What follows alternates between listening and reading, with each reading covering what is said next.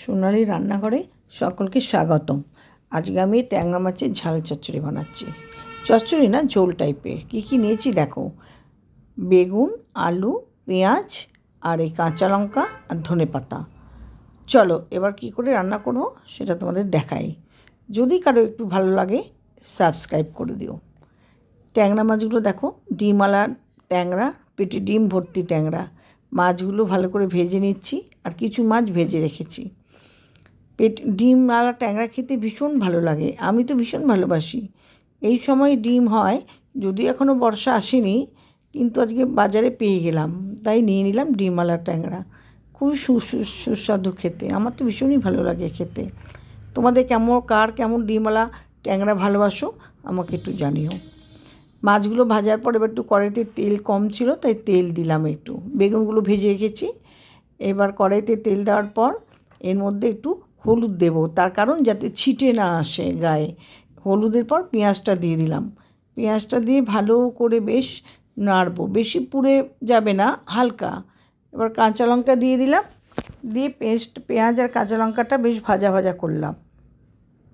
ভাজা ভাজা করে এবার এর মধ্যে তোমার আলু দেবো। ছোটো ছোটো করে আলু কেটে রেখেছিলাম, সেই আলু দেবো।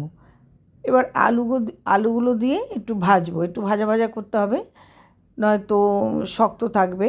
আর ঝোল তো অল্প দেবো, তাই ঝোলে আর কি সেদ্ধ অতটা হবে না, ওই জন্য অর্ধেক 80% আমি সেদ্ধ করে নেব ভাজার মধ্যেই। তারপরে আলুগুলো তখন ভাজা হয়ে যাবে। এবার এর মধ্যে দেখো নুন দিলাম। নুন দেওয়ার পর সামান্য নুন দিয়েছি, পরে আবার বেশি একটু নুন দেবো। এবার আলুগুলো ভাজা হয়ে গেছে, সামান্য এবার মধ্যে জল দেব। জলটা একটা মশলা তৈরি হয়েছে, কী বলো তো, এর মধ্যে দিয়েছি হলুদ, শুকনো লঙ্কা গুঁড়ো, একটু লবণ আর জল। আমি কিন্তু জিরে ধরে কিচ্ছু ব্যবহার করি না। আমি এই জলটা এবার দিয়ে দেবো এই মাছের এই আলুর মধ্যে। আমি নিরামিষি রান্নাতে জিরে ধরে দিই, এছাড়া আমি আমিষ রান্নাতে জিরে ধরে একদমই ব্যবহার করি না, তাতে খেতে কিন্তু খুবই ভালো হয়। এই আমি যে ঝোলটা বানালাম দেখো, একদম পাতলার ওপরই হয়েছে, কিন্তু একটু মাখা মাখা করবো, ঝোলটা একটু টানবে। তারপরে এর মধ্যে দিয়ে দেবো বেগুন যে আমি ভেজে রেখেছি, সেই বেগুনগুলো এর মধ্যে দিয়ে দেবো। বেগুন আর মাছ দিয়ে দিলাম। ফাইনালি আমার মাছের ঝোলটা হয়ে গেছে। দেখো বেশি ঝোল রাখিনি, হালকা ঝোল, কিন্তু খেতে ভীষণ টেস্ট হয়েছে।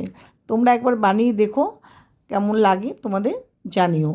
আর আমি কিন্তু একটু ঝাল খাই, জানো তো, ওই জন্য একটু ঝাল ঝাল করেছি। আর ঝাল না হলে না ভালো লাগে না খেতে, এইসব মাছ একটু ঝালই ভালো লাগে। আর শেষে একটু ধনেপাতা দিয়ে দিয়েছি।